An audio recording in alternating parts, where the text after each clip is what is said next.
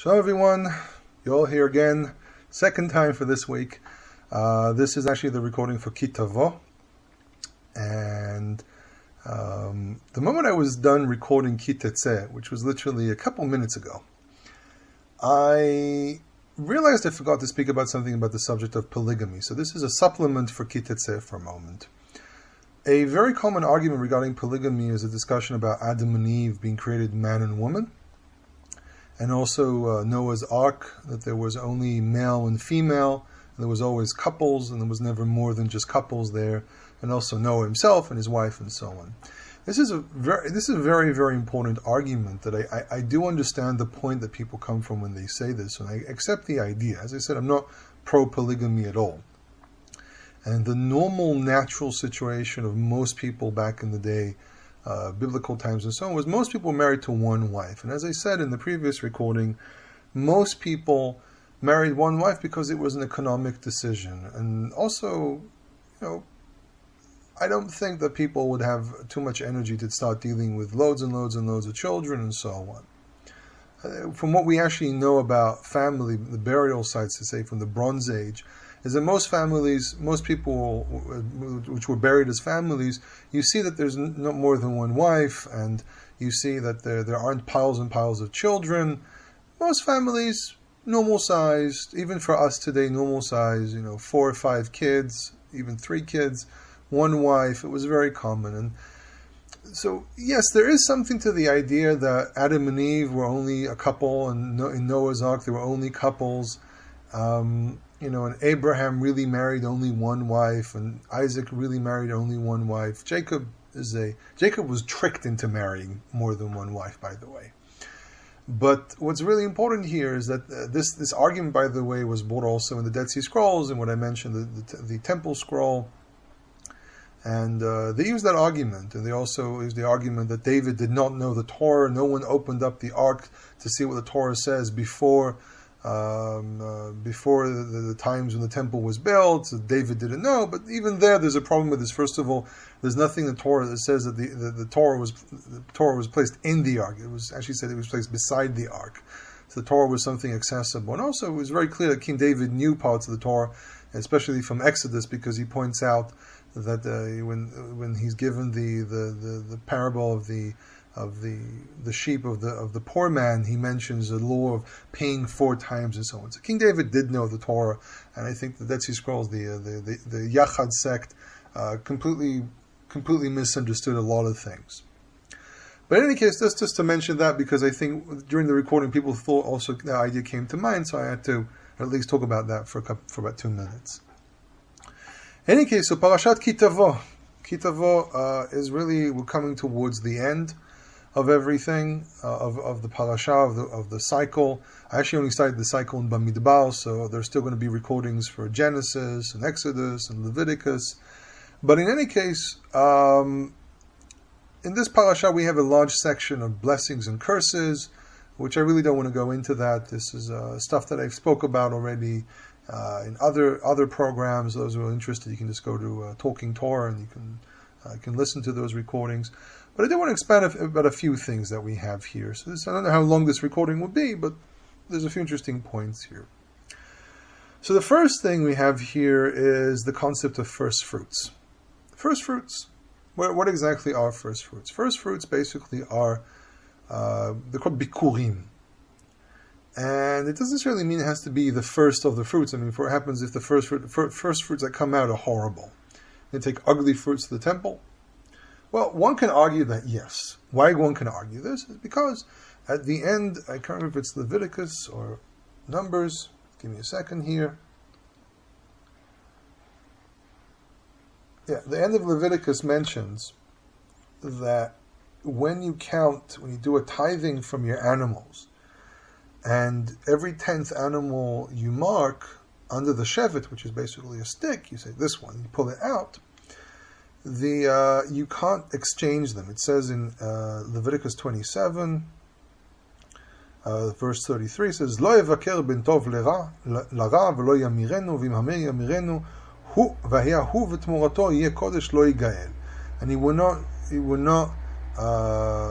supervise between bad and good and bad, and he will not exchange them. And if you do exchange them, he and his exchange will both be holy, they will not be redeemed. So one can argue that first fruits is literally first fruits. Unfortunately, there's some tractor traveling around this area at the moment. He's been making noise for a while. But anyhow, it doesn't disturb anyone. And so it's possible that we're talking about literally the first fruits, no matter what they are. But on the other hand, this concept is also known as bikurim. And bikurim comes from the word bichor, which is bikurei admatcha. And bichor is the prime of something. Okay, bichor can be firstborn. Bichor is usually prime, better, and so on. So does a person bring literally first fruit, or the best of the fruit can be debated? And it gives us an interesting detailing here of how it's actually done. So you place it in a tene, which is a basket. You will go to the place which the Lord your God will choose to dwell His name there. Now, I've mentioned this before, that I'm actually very opposed to the academic understanding that the book of Deuteronomy promotes the idea of one site of worship. I think the fact that it leaves it anonymous, and the fact that that the Torah never indicates exactly where it's going to be, anonymous, basically the same thing, that the Torah is really saying there can be more than one place. Now, how do I say this? Because you go to the end of the Ten Commandments, and it says, any place that you will call my name, I will come and bless you. Which says that any place that you erect some kind of a temple, some kind of a shrine for my name, name here, name there, so there's a connection here, I will come and bless you. Now, I've read a lot of papers about this that try to say that there's a transition, because everything in the mind of Bible scholars is very evolutionary. That there's an interesting statement by Segal in his book about the Bible. He makes this claim that because the world in the 18th century, sorry, in the 19th century and early 20th century, everything was evolution. They perceived everything as being some kind of an evolution. So they're trying to find an evolution between Exodus and Deuteronomy. However, the lines here can actually be very different. That Deuteronomy and Exodus are very aware of one another and understand where each one of them is coming from, and they correlate with one another the information. And therefore one can argue that when Deuteronomy speaks about the place that God will choose, it doesn't necessarily mean that God is going to choose one place. The same way that Exodus says, any place you will call by my name, I will come and bless you, correlates with the idea, be argued that correlates with the idea that when God comes and blesses you, it means that He's chosen the place. So the question is, who does the choosing? And the chances are very high that it's us and God simultaneously. And when God agrees to the place we chose, He will come and bless us. And if He doesn't agree to the place He chose, that we chose, then He doesn't come and bless us, and we know it's not a place to go to. So there's some kind of a question here of exactly how places are chosen. So it also raises the question about King David. Did King David really intend? And remember, this is a discussion to open up a discussion. This is not me saying absolute answer. I'm saying these are ideas I've been contemplating about for quite a while, and I've been trying to find answers and so on. And I find a difficulty with this idea that King David wanted one place of worship. I think King David wanted to create a centralized place, but never with the idea of removing other sites as well. Now, I know this kind of undermines the idea of the choosing of Jerusalem and the future of Jerusalem and so on. And this relates to another discussion, what the prophets mean about Jerusalem and the whole the centralization of Jerusalem in prophecy and so on. This is another subject by itself. But we're talking about the intention of the Torah, not what happened later. Did the Torah really intend for us to have only one site? And also, if Jerusalem was chosen, does it mean there's only one site as well? And that might have been a big debate during the middle of the Second Temple.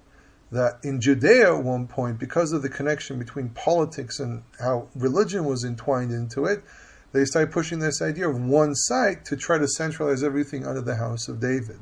And really, the massive centralization had to do with politics, not really what God wanted. And even when the prophet spoke about Jerusalem being the center of everything, it's because it's enforcing, it's saying, yes, the house of David are the ones who are chosen. I know this is going to sound, some people maybe even heretical, and I'm saying it's not my intention. There's a bit of a brainstorm here. That when the prophet said, God will dwell in Jerusalem, it's also enforcing the idea that the house of David is chosen, but I'm doubtful.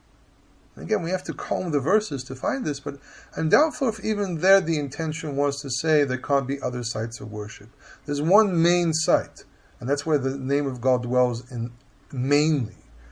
But could it be that other sites are not necessarily a problem? There's an interesting discussion about the book of Amos that debates this regarding Amos and some of the earlier prophets don't really speak much. This is a claim, I can't remember exactly who said this, but there's a claim about this, that, and I heard this from one of my professors as well, there's a claim that Amos wasn't really involved in the discussion about the one side of worship because it wasn't really that important at that stage. It became important later, and especially after the defeat of the winning, whatever you want to call it, of the Assyrians. That the Assyrians couldn't defeat Jerusalem. Jerusalem was amplified even more. There's a lot more going on in the prophecies and so on than meets the eye. So there's a lot more to say here, but this discussion is not a discussion about prophecy. Anyhow, this was a sidetracking to something that I think is interesting. But in any case, you go to this place, you'll come to the priest, which will be in those days, and this is a very interesting, for me, this is a very interesting language of the book of Deuteronomy, which will be in those days. It seems to be that the Torah here is giving authority for whomever is alive at that time. And whoever is alive is the one who's the authority. Now, I recommend, by the way, to go and listen to the recordings I've done on Talking Torah, about oral Torah, and I address this subject. It really will help you understand this even better. But it seems to be the book of Deuteronomy is standing on the idea of whoever is in those days is the one that decides how things are done. And this raises a question about how traditions work. Was it really tradition, or did sometimes people interpret things differently in each time and so on? But what the Torah is doing here is it's giving absolute authority for whomever is alive at the time. And this raises the question, so if I'm alive now, do I need to really care what was said before me? Because we have a problem that there are almost no texts from the First Temple period. But it could be that there was an ideology behind it. It wasn't that people didn't know how to read and write. This is one of the claims that some scholars try to say, that the Torah wasn't written before the 8th century because no one knew how to read and write. It seems to be nonsense. It actually is nonsense. The reason we don't find a lot of writing is because people didn't write that much because there was no point. To write meant you needed an audience to this. It was actually one of the first things I remember when the first class I walked in university when we talked about historiography, which is history with a very specific agenda. Instead of giving us details of what happened, it gives us details from a very specific perspective, from the perspective of also very specific characters. Remember the first thing my professor said, for someone to write a book like the Book of Kings, there has to be an audience as well. So the same thing here. For someone to write down decrees and laws and so on, there has to be an audience for this. But really, the Torah, there are only very few places where Torah says you have to write something. So, for example, when you send a woman free from marriage, you write her a sefer kritut. You give her a book of cutting. Why? Because she needs documentation that she's allowed to remarry. So the same thing, with, for example, with a slave. When a slave is released, he's sent away with a book that probably says that he's a free man. And when people did transactions, they wrote things down. But I think that this was also a society that was very oral, and we know this from a lot of places. Many societies in this region were oral, so they didn't really write everything down. And this is one of also the reasons why we find very, very few written monuments. One of the things that's very interesting is that there were kings of Samaria and there were kings of Judea, and the kings of Samaria were actually, the kings of Israel were actually pretty important kings, but even they didn't write anything down. They did massive acts, and they went out to war in coalitions and so on, and they still didn't write down. I think there was a culture here that saw two things. First of all, you don't write down something unless you have to.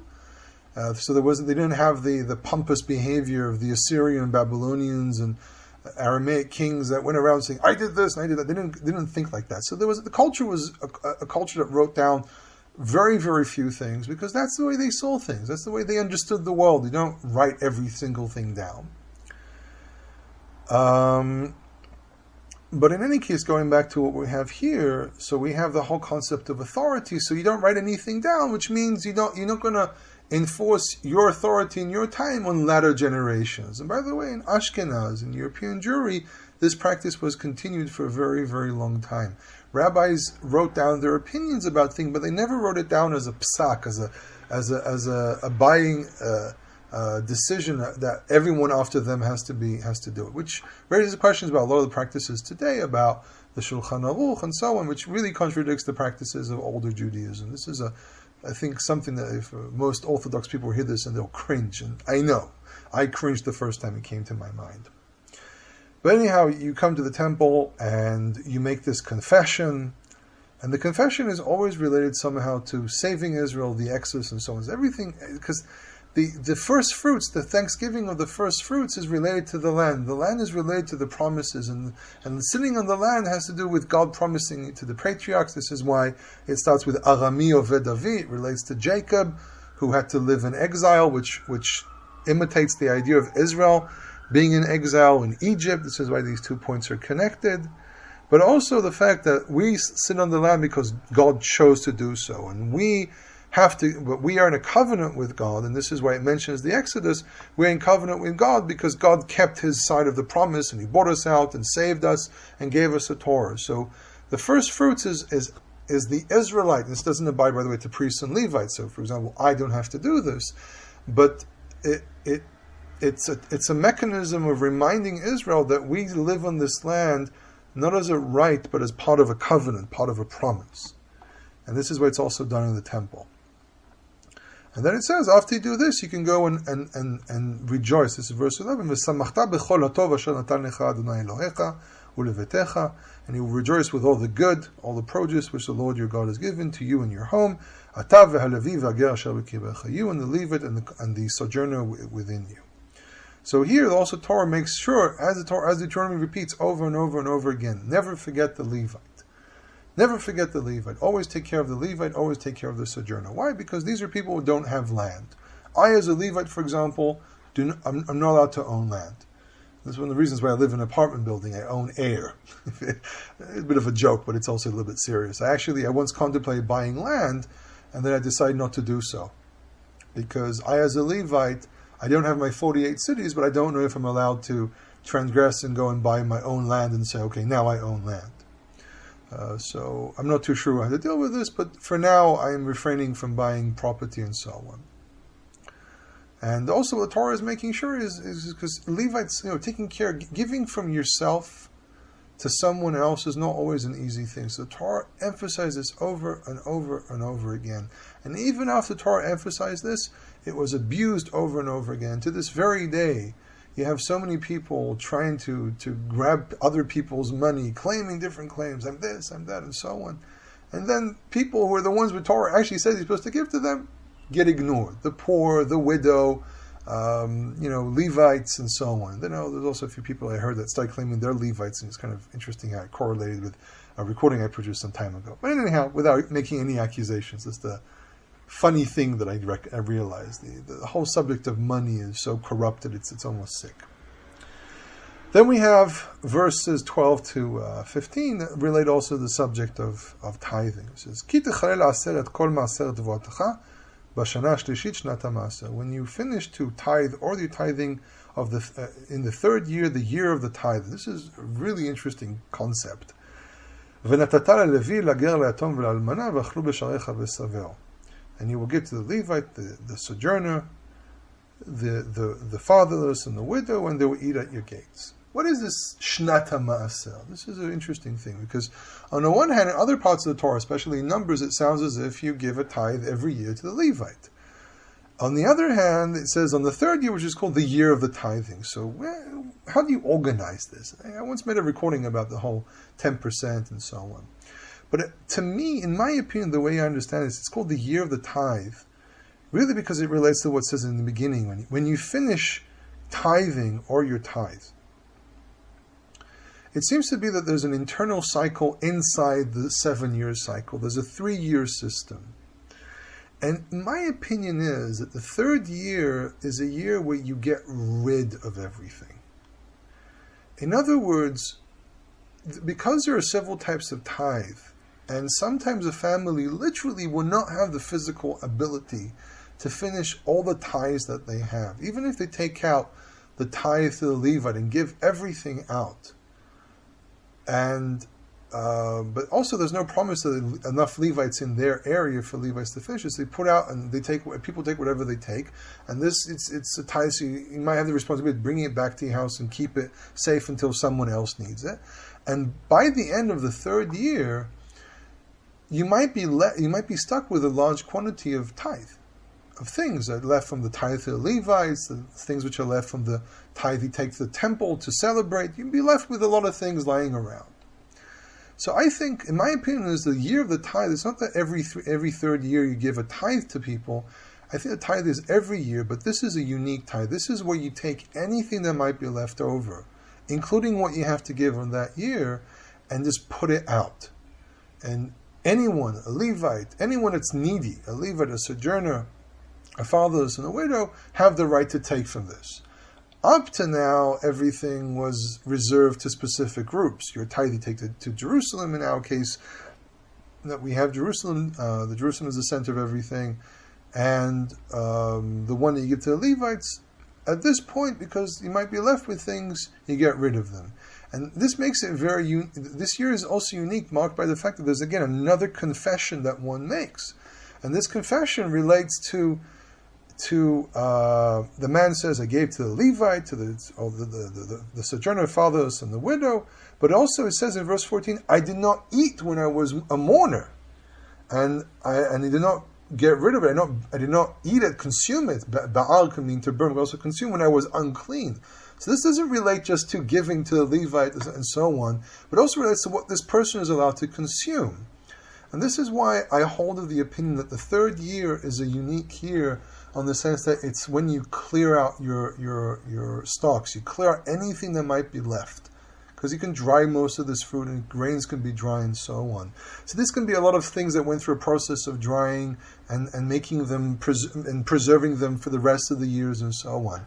And this is why I think it seems to be that the context here is more of a clear out than anything else. And then, it also relates to the keeping of the covenant, the keeping of the covenant with God, that you fulfill other things. Remember, the land is not yours. You're living on the land as a sojourner to God, that you're living on the land as God allowing you to dwell there as part of the covenant, and because you're in the covenant, you have to take care of other people as well, because this is not just yours, and if God decides to get rid of you, He'll get rid of you, and so on. So I think that if we read this section more in context and what the confession actually says, then it's a confession, by the way. It's really more of a proclamation that will recognize exactly what this third year is. It's not just every 3 years you give. And I actually met someone who claims every 3 years, but again, you have to read these things in detail. There was once this discussion that I had with one of my professors about the wording of texts in the Bible.